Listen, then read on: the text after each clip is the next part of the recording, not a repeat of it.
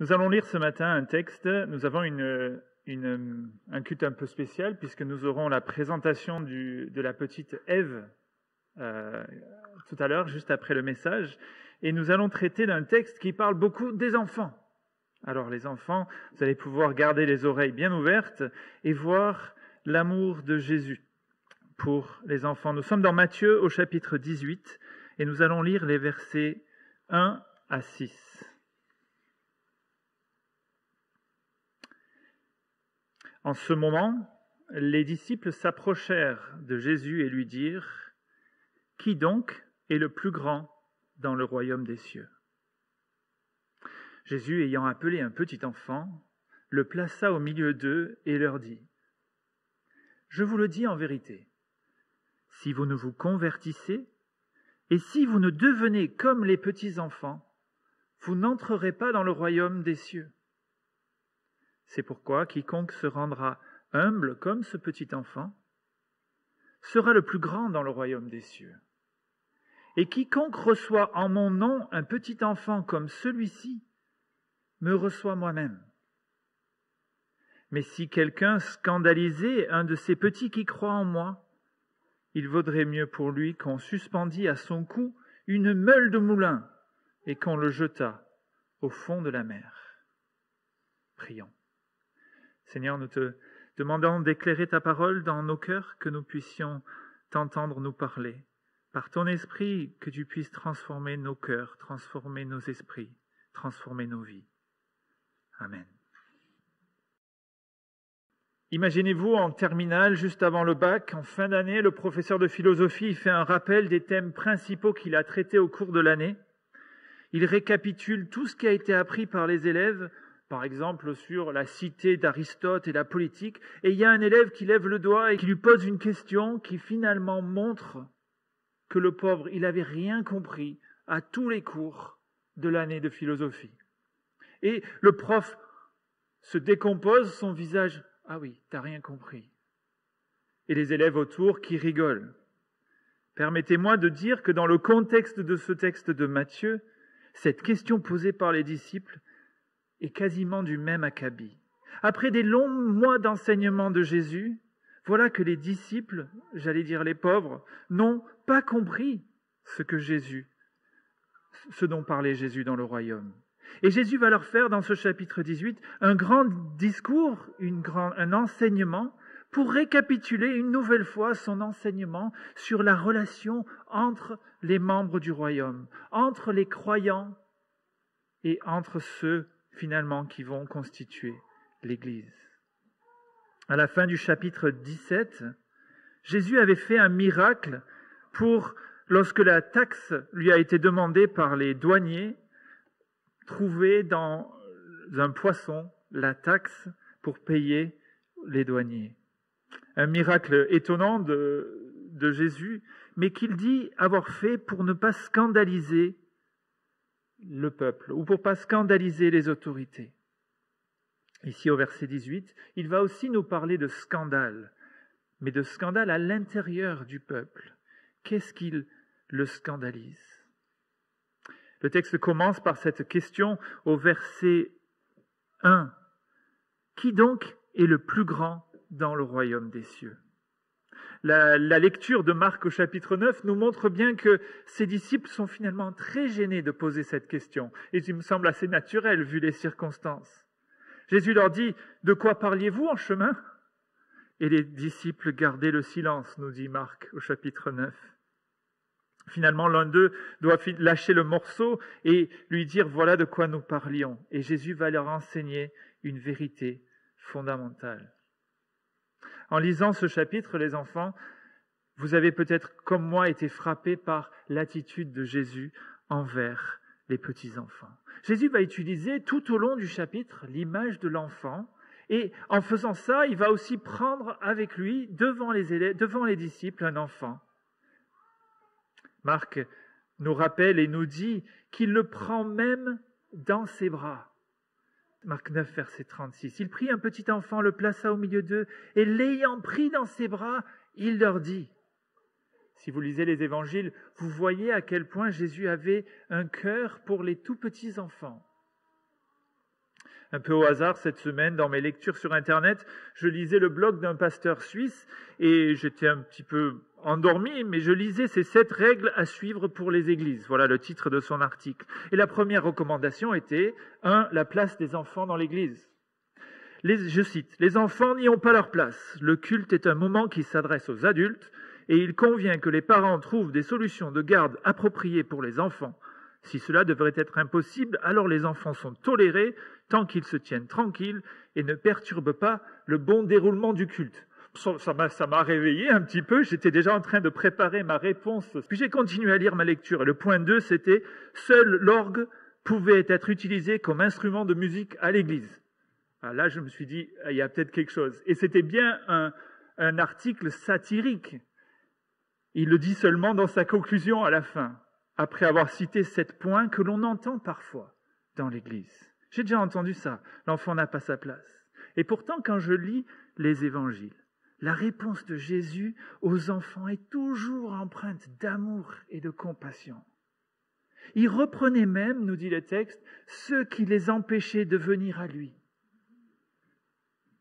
Il me semble que l'enfant qui vit le culte, qui apprend les chants dès son plus jeune âge, qui entend la parole de Dieu, qui est lue, qui est prêchée, qui voit des adultes ensemble rendre un culte à Dieu, prier, ça les fait grandir. Ça les fait grandir dans la connaissance de Dieu, dans la connaissance de ce que c'est qu'un peuple qui se réunit pour louer son Dieu. Il s'en souvient et il en profite pour toute sa vie, j'en suis certain, et je l'ai vécu moi-même. Ce que l'enfant entend dès son plus jeune âge reste dans son esprit, reste dans sa mémoire. Alors bien sûr, quand il grandit, avec l'âge, il apprend aussi l'ordre et la discipline qui sont de normes ou habituelles dans un culte. Mais c'est à la mesure de leur âge. Soyons indulgents. L'illustration de Jésus ici doit choquer. Parce que ce n'était pas le cas pour les membres ou les docteurs de l'époque, pour qui l'enfant était mis de côté jusqu'à ce qu'il ait atteint un certain âge et qu'il puisse finalement participer aux choses de la foi. Ici, Jésus les prend sur ses genoux et les prend en exemple. Et il dit, en vérité, je vous le dis. Vous vous rappelez que quand Jésus dit ça, notre seule réponse c'est « écoutez ». En vérité, je vous le dis, il va nous dire une vérité fondamentale, quelque chose d'important pour chacun. Ici, une nouvelle fois, Jésus va nous parler du royaume de Dieu. Et il va nous donner 2 conditions pour l'entrée au royaume. Le royaume est pour ceux qui, 1, se convertissent, 2, deviennent comme des petits-enfants. Se convertissent. Nous dit le texte dans Matthieu, dans la version française, où littéralement se tourne, tourne.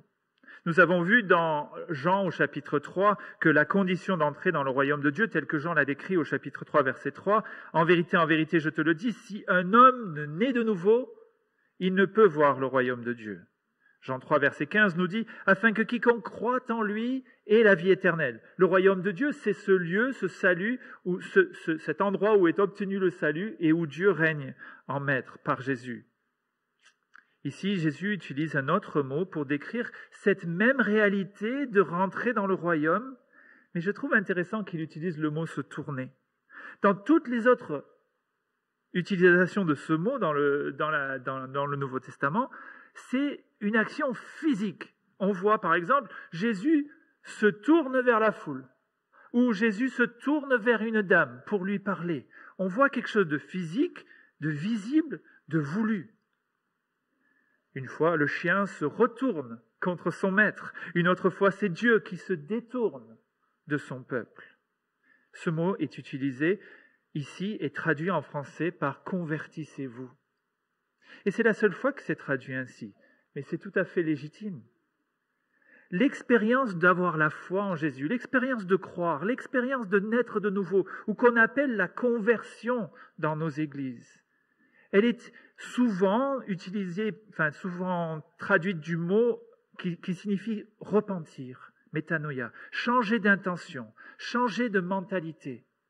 Les 2 concepts de se convertir et de se tourner sont complètement liés dans la Bible. La conversion à l'Évangile, croire en lui, naître de nouveau, c'est un changement, un retournement, un demi-tour, je dirais même, un renversement, un changement de direction. Nous allions dans cette direction, nous venons à Christ, nous allons dans une autre direction. Un changement marqué dans la vie des chrétiens, du nouveau chrétien. Et c'est ce que Jésus affirme ici. L'entrée dans le royaume est pour ceux qui se convertissent. La foi s'accompagne de ce changement profond dans nos vies. Je pense qu'on peut imaginer que Jésus fait ici une allusion directe à la question des disciples, quelque part pour leur signifier que cette attitude, on va dire belliqueuse ou même orgueilleuse, qui sera le plus grand dans le royaume, elle est imprégnée d'une mentalité humaine, elle est imprégnée d'une pensée mondaine et qui n'est pas compatible avec ce retournement qui est attendu de celui qui vient à Christ. Si vous avez une Bible en version Semeur, vous trouverez que tous ces mots-là sont traduits par donc repentance, conversion, sont traduits par changer de vie. Et c'est tout à fait juste. Un changement visible, marqué et voulu. Voilà les fruits d'une foi sincère. Deuxième point, il leur dit qu'il doit devenir comme un petit enfant. Comme ce petit enfant qu'il tient dans ses bras. Comment comprendre cette phrase? Les petits enfants, quelle est leur caractéristique première ou principale? Ils sont faibles, ils sont imparfaits, ils sont ignorants, ils sont vulnérables. Mais dans tous les cas, ils sont caractérisés par l'attitude finalement ici forcée d'humilité, de petitesse, de dépendance à leurs parents. Que feraient-ils sans les parents? Mais aussi de la confiance qu'ils leur portent. Ici, Jésus nous rappelle qu'il attend de chacun ces mêmes caractéristiques. Humilité, dépendance, confiance. Dans le Sermon sur la montagne, au chapitre 5 et au verset 3, il avait dit « Heureux les pauvres en esprit, car le royaume des cieux est à eux. » On avait vu que ce texte, ça voulait dire « Heureux ceux qui se reconnaissent pauvres spirituellement, qui humblement se reconnaissent incapables d'aller dans le royaume tout seuls, mais qui se confient en Jésus pour y rentrer. » Dans la prière du Notre Père, il nous avait rappelé qu'on pouvait prier pour des choses aussi basiques et simples que notre pain quotidien, que l'on se mettait sous la dépendance complète et permanente de Dieu. Dieu veut que nous mettions en lui notre confiance, en tout temps, comme un enfant le fait pour ses parents. Lorsque je réfléchissais à ce que ça voulait dire de devenir comme un petit enfant, je suis tombé sur quelques prières d'enfants que j'ai trouvées dans un petit ouvrage. Je vais vous les lire. Cher Dieu, j'aimerais être comme mon papa quand je serai grand, mais s'il te plaît un peu moins poilu. Samuel. Oh Dieu, j'aimerais beaucoup vivre 900 ans comme ce gars-là dans la Bible. Cher Dieu, peut-être que Caïn n'aurait pas tué Abel s'ils avaient eu chacun leur chambre. Ça marche en tout cas avec moi et mon frère. Seigneur, as-tu vraiment voulu créer la girafe comme ça ou c'était une erreur? Dieu, ma maman m'a raconté tout ce que tu fais. Mais alors, qui s'en occupe quand tu prends des vacances? On peut en rire, elles sont marrantes. Mais il me semble qu'on voit là une simplicité dans notre relation avec Dieu. Une relation particulière qu'a l'enfant avec Dieu. Celle de pouvoir lui dire ce qui pèse sur leur cœur, en reconnaissant qu'il peut tout faire. Il est un grand Dieu, il est notre Père, et il veut notre bien. J'en ai oublié une. Père Céleste, à mon avis, personne ne peut être un meilleur Dieu que toi. Et je dis pas ça parce que tu es Dieu. Hein. Vous voyez cette capacité de reconnaître à Dieu la toute-puissance et la souveraineté. Je pense qu'on peut s'en inspirer. Devenir comme un petit enfant, c'est aussi un rappel de la part de Jésus que nous sommes enfants de Dieu. En Christ, nous devenons enfants de Dieu. Lorsque nous nous sommes revêtus de cette humilité de l'enfant pour rentrer dans le royaume, mais oui, premièrement, mais aussi maintenant que nous sommes dans le royaume, nous sommes et nous restons toujours ses enfants. Il est un Père aimant pour nous et enfants. Nous pouvons appeler le Dieu créateur, souverain sur toute la terre et sur tout l'univers. Nous pouvons l'appeler notre Père, Papa. Cette phrase de Jésus me rappelle cela. Une citation que j'ai trouvée dans notre pain quotidien, l'auteur nous dit quel réconfort de savoir que Dieu nous aime du même amour, voire d'un amour plus fort encore que celui qu'un père voue à ses enfants. Voilà pourquoi Dieu nous invite au moyen de la foi d'un enfant à devenir ses fils et ses filles. C'est bien ça la vérité qu'annonce Jésus-Christ. Jésus dit ensuite au verset 4, « C'est pourquoi quiconque se rendra humble comme ce petit enfant sera le plus grand dans le royaume des cieux. Et celui qui reçoit en mon nom un petit enfant comme celui-ci, me reçoit moi-même. Mais si quelqu'un scandalisait un de ces petits qui croient en moi, il vaudrait mieux pour lui qu'on suspendît à son cou une meule de moulin et qu'on le jetât au fond de la mer. » Jésus dit ici une vérité et ensuite il dit « c'est pourquoi ». Donc il nous donne ce qui doit découler de cette vérité. Il nous donne ici 3 applications. Et la première, c'est un retournement complet par rapport à ce que venaient de dire les disciples. Le plus humble et le plus grand, nous dit Jésus. Réponse directe à la question, qui constamment cherchaient et se titillaient les uns les autres pour savoir qui allait être le plus grand dans le royaume.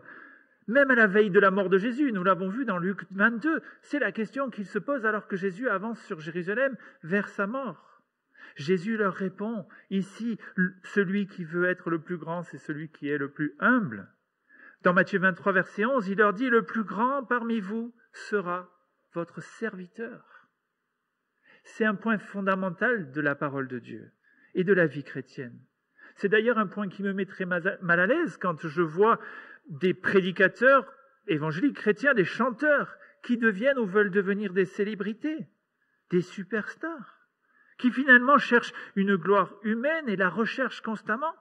La Bible nous dit, dans Proverbe 16, verset 18, « L'arrogance précède la ruine et l'orgueil précède la chute. » Lorsqu'on recherche l'approbation des hommes, ou du monde encore pire, au lieu de celle de Dieu, lui, il veut que notre orgueil soit transformé en humilité, demi-tour, conversion, retournement.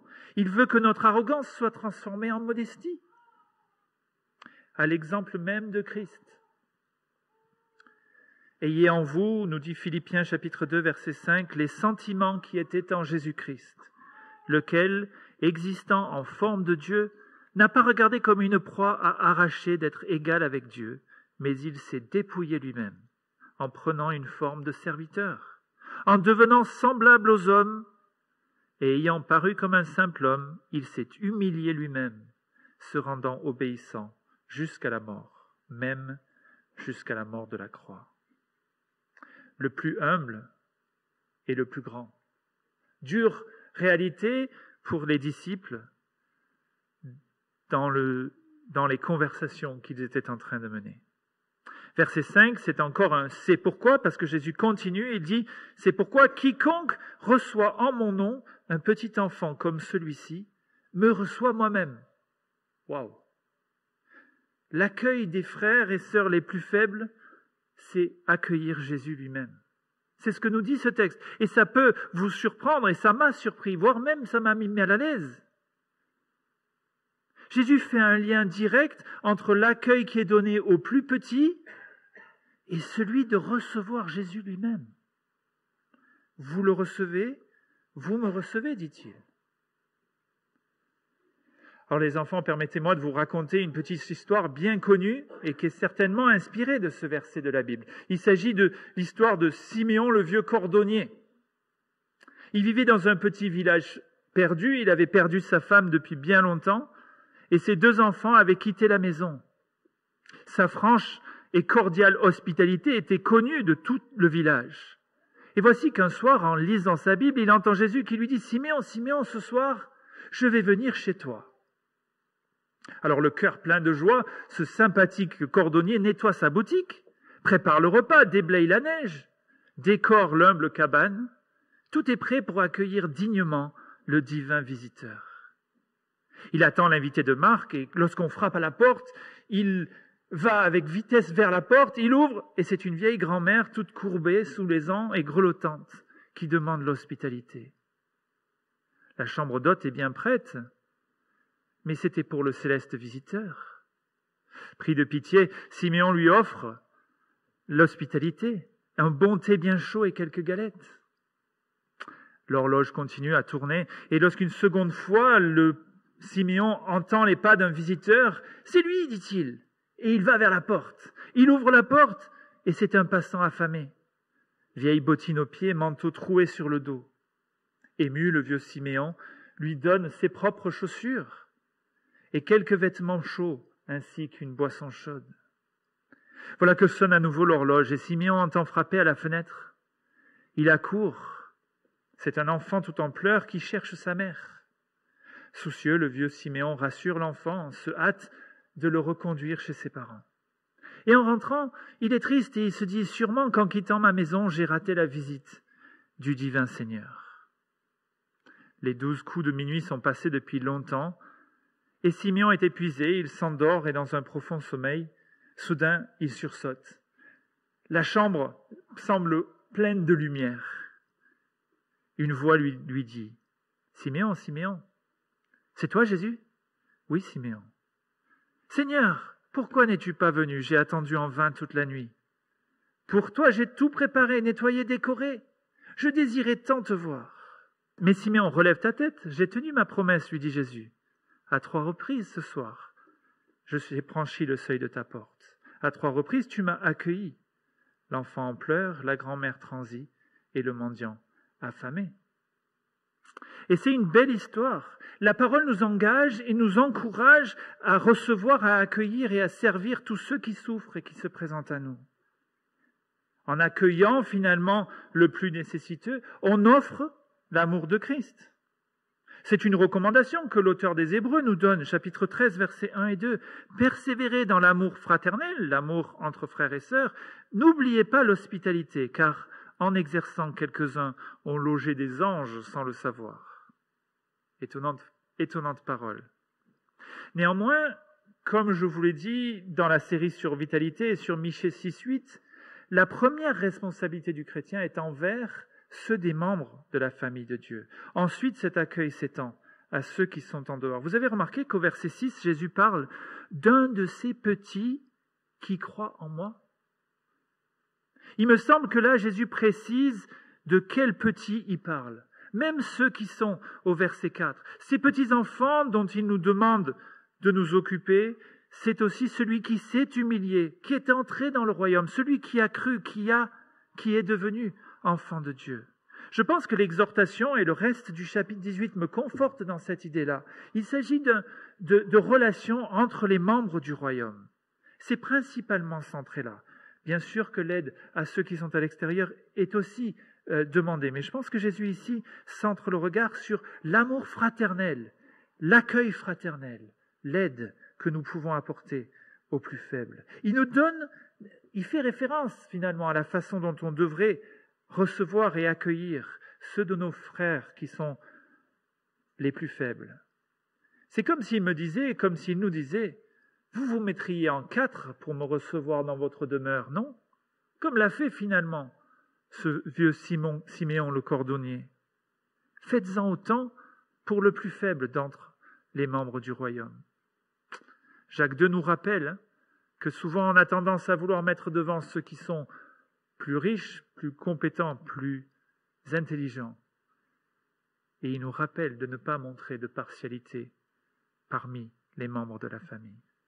C'est une pensée qu'on retrouve aussi dans Matthieu 25 au verset 40, lorsque Jésus parle et qu'il dit « En vérité, toutes les fois que vous avez fait ces choses, c'est-à-dire nourrir, visiter, accueillir, à l'un des plus petits parmi mes frères, c'est à moi que vous les avez faites. » Jésus utilise aussi encore le plus petit parmi mes frères.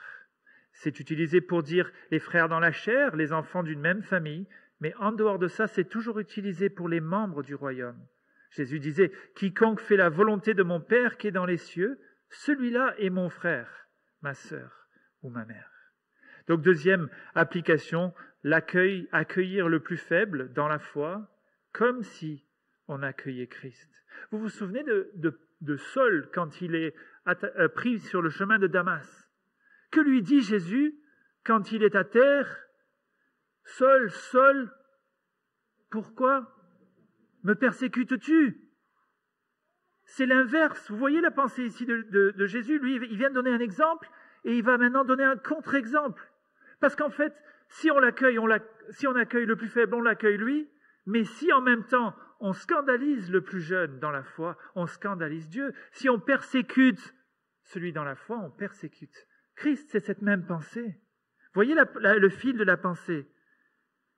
Je viens de vous parler de l'accueil du plus petit, verset 6. Mais si quelqu'un scandalisait un de ces petits qui croient en moi, il vaudrait mieux pour lui qu'on suspendît à son cou une meule de moulin et qu'on le jetât au fond de la mer.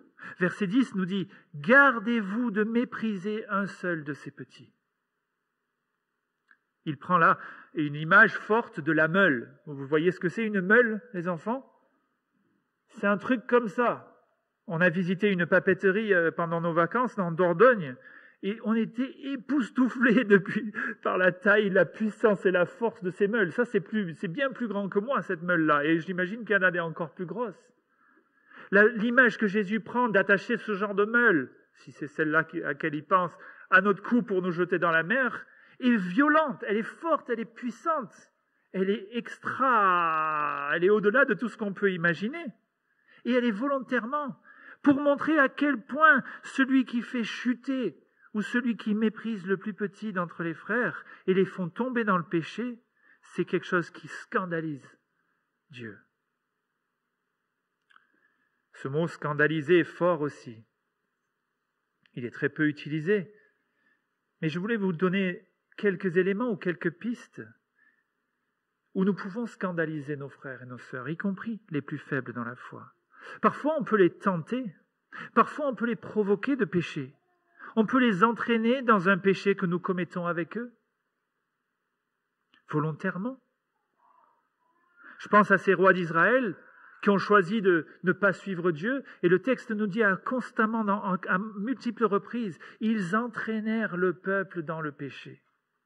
Ils provoquaient le péché du peuple. Je pense à Ève, qui entraîne Adam à manger la pomme. Le peuple, volontairement, est allé dans le péché. Adam, lui aussi, a péché, il sait très bien. Mais il y a aussi le fait d'entraîner. Mais moi, en tant que conjoint, nous, en tant que parents, en tant que patrons, collègues, voisins, frères et sœurs, il y a bien des occasions aussi où on peut entraîner autrui dans notre péché. Et souvent, ça passe lorsqu'on minimise notre péché ou lorsqu'on minimise les conséquences du péché. La deuxième façon par laquelle on peut scandaliser notre frère, c'est aussi de donner le mauvais exemple. On ne se sent peut-être pas concerné par l'attitude directe de vouloir provoquer ou de vouloir tenter quelqu'un au péché. Mais parfois, on ne se rend pas compte que notre exemple est un mauvais exemple donné à nos frères et nos sœurs, à ceux qui sont plus jeunes dans la foi. Lorsque nous médisons ou querellons, lorsque nous nous considérons comme supérieurs aux autres, lorsqu'on ne tient pas nos promesses ou lorsqu'on oublie d'avoir de la compassion pour ceux qui souffrent. Et là, je ne parle que de mes péchés, je pointe pas le doigt à qui que ce soit. Je donne un exemple et on donne un exemple qui peut entraîner l'autre dans un péché semblable. Si lui le fait, pourquoi pas moi? Paul rappelle à Timothée sa responsabilité dans 1 Timothée 4, verset 12. Que personne ne méprise ta jeunesse, mais sois un modèle pour les fidèles, en parole, en conduite, en charité, en foi et en pureté. Waouh! Être un bon exemple. La troisième manière d'être pour autrui une occasion de chute, c'est finalement, sans le faire volontairement, ni même sans être en état de péché. Et nous avons déjà traité ce sujet quand nous avons regardé Romains 14. J'y reviens quand même aujourd'hui. Parfois, ma liberté chrétienne, ma compréhension de la grâce de Dieu me permet de faire des choses qui sont acceptables, mais qui, pour mon frère, peuvent être une occasion de chute. Sans même que ce soit un péché de ma part, peut-être le fruit d'une compréhension plus avancée. C'est ce que Paul dit dans Romains 14, quand il parle du respect des fêtes, quand il parle de la nourriture. Il fait aussi une exhortation semblable concernant la viande sacrifiée aux idoles. Alors il faudrait aujourd'hui, ce n'est pas le cas, mais il faudrait trouver quels sont les exemples de nos vies à nous, où on se sent assez libre pour faire quelque chose, mais qui pour un jeune chrétien peut être une occasion de chute. C'est pourquoi, nous dit Paul dans 1 Corinthiens 8, verset 13, « Si un aliment, donc il parlait là de la viande, scandalise mon frère, je ne mangerai jamais de viande, afin de ne pas scandaliser mon frère. » J'ai tellement d'images qui me viennent en tête, de moments où j'ai pu scandaliser un autre chrétien, parce que je prenais une bière, par exemple, ou que je servais du vin à table, qui pour certaines cultures, ce n'est pas correct. C'est à nous d'apprendre ce qui peut choquer nos frères dans la foi, et ne pas les amener, ne pas être amenés à être une occasion de chute pour eux. Je conclurai cette méditation sur ce texte, sur la parole de 1 Jean, chapitre 2, et verset 10. Celui qui aime son frère demeure dans la lumière. Et aucune occasion de chute, c'est le même mot, scandale, n'est en lui. Aimons nos frères dans la foi. Demeurons dans la lumière. Soyons des exemples pour les fidèles en parole, en conduite, en charité, en foi, en pureté. Traitons les membres du royaume de Dieu, surtout les plus petits et les plus faibles, comme nous traiterions ou accueillerions Jésus lui-même s'il était parmi nous. Il me semble que c'est là une vérité importante que la Bible nous rapporte, et un principe de base de l'amour et de la communion fraternelle, qui nous appartient de manifester dans nos relations, manifester cette bonté, ce soin et cette attention, cette protection du frère et de la sœur, afin d'éviter qu'il trébuche ou qu'il pêche. Prions. Seigneur notre Dieu, les anges sont émerveillés du fait que tu fais construire ton Église par des êtres humains aussi faibles et pécheurs que nous. Seigneur, tu veux que nous soyons tes ambassadeurs ici sur la terre, et pourtant nous sommes si souvent et si rapidement soumis au péché. Seigneur, pardonne nos moments de tentation, nos défauts, nos péchés qui ont pu entraîner d'autres dans le péché.